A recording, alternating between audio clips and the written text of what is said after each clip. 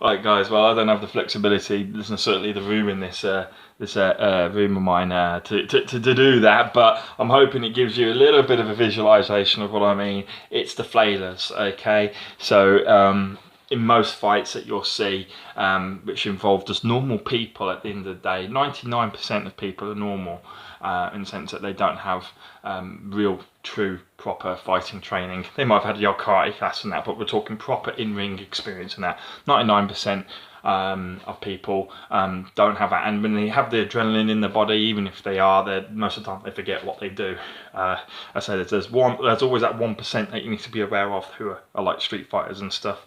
But most of the time people are going to be doing the same amateurish and silly moves against you. And so this video is really about how to defend against the predictable, i.e. the idiots. Okay, and I suppose certain specific kind of idiot, the flailer.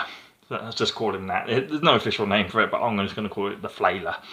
Now the flailer is someone who's really aggressive, and more often than not I've seen people react like this when they feel that their girlfriend's being hit on, or you're talking to a girl that they fancy and they take it wrong. It's normally always over women, because it's just my experience. I don't know exactly why, but I suppose I can understand they're that pissed off that someone has either trying it on with their woman, or maybe even been aggressive with their woman or whatever, and they just come in and go, whoa, like this, right?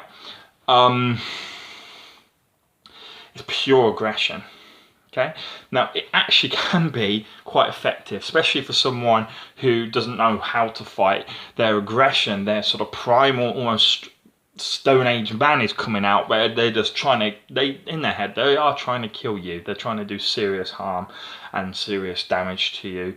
And it's very easy to defend against, but I keep saying they're idiots, because they are, but don't underestimate them at the same time. Not because they're not idiots, they are idiots. But don't underestimate the fact that getting by one of these is still gonna club you and hurt you quite a bit, because they tend to swing their arms quite fast, and because they've got all that big wind up, so to speak, they can actually do a lot of damage and can knock you out.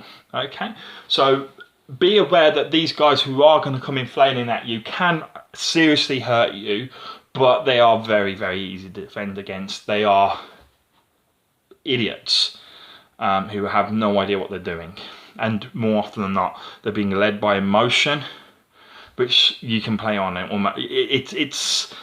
I've just realised what I'm saying here. I'm teaching people. I've said that in my experience, it's when people get pissed off that you're talking to their girl, and I'm teaching people how to defend against this attack. So am I teaching people to defend themselves who are hitting on other people's girls? Guys, if you're doing that, fuck off. I don't want you on this video. I've just realised what I'm doing here. But honestly, you're going to get it in a lot more situations than that. That's just me just saying, on the doors, that's where I typically have noticed it, but I've noticed it in a lot of different circumstances. In fact, I would say most fights will open up like this, or one big power blow, okay? But against the flailers,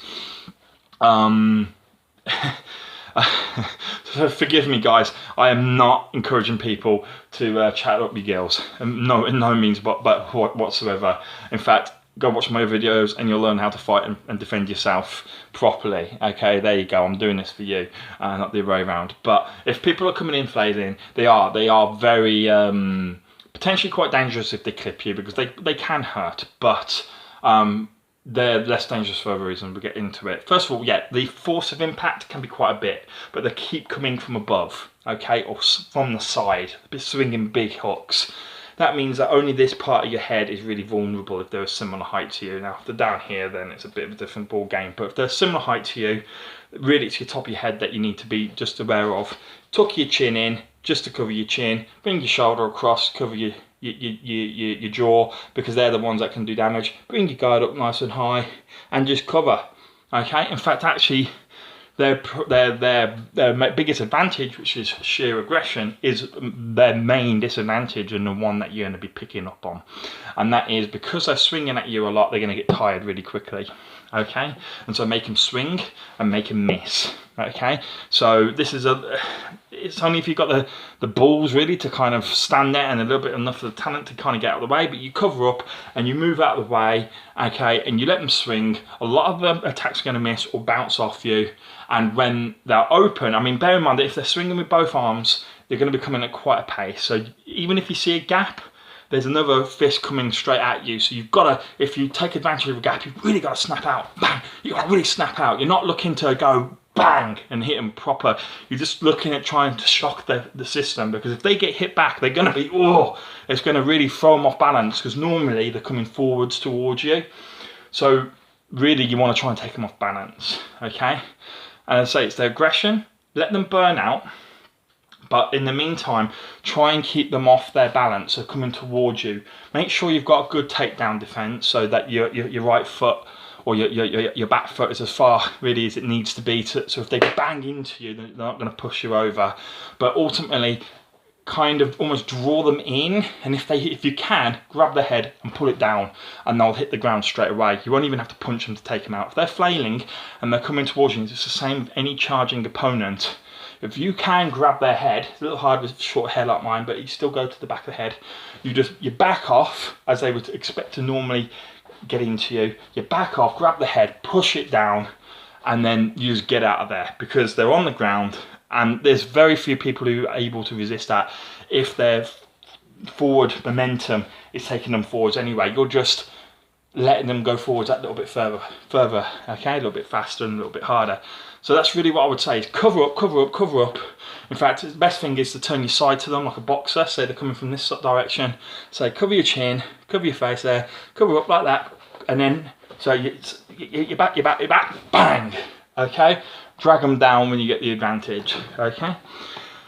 And make them swing and miss if you can't do that. And when they tire out, if you haven't been able to take them down, they're going to be like this, and then bang, bang, bang, bang, bang, you box their head off, or you clinch them, you take them down, you throw them down, you do whatever your skill set allows you to do. Some people are good strikers, some people are good judo throwers, and use whatever skill set you have. Or you know what, if they've calmed down and that's it, you go, mate, stay the foot there, otherwise I'll bang you out, I'm leaving, I suggest you go the other way.